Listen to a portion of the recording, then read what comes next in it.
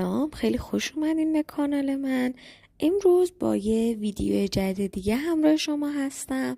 امیدوارم که از شنیدنش لذت ببرید. روزی یک مرد عرب در بین راه نشسته بود و برای سگ وفادارش که در حال جان دادن بود گریه میکرد.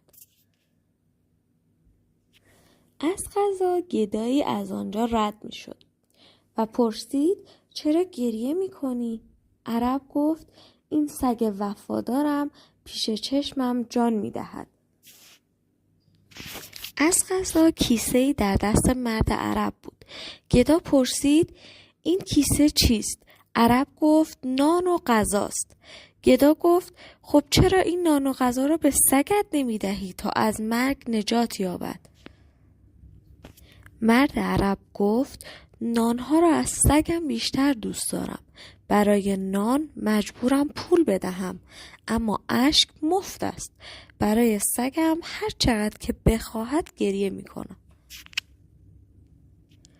گدا مرد عرب رو سرزنش میکنه و به اون میگه نان از خاکه اما اشک از خون دله. مسلماً ارزش اشک خیلی بیشتر از نان هستش.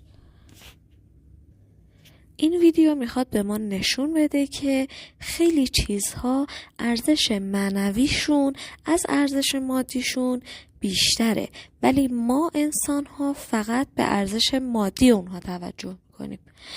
امیدوارم که از حکایت امروز لذت برده باشین. خوشحال میشم که ویدیو من رو لایک کنین و کانالم رو سابسکرایب کنید.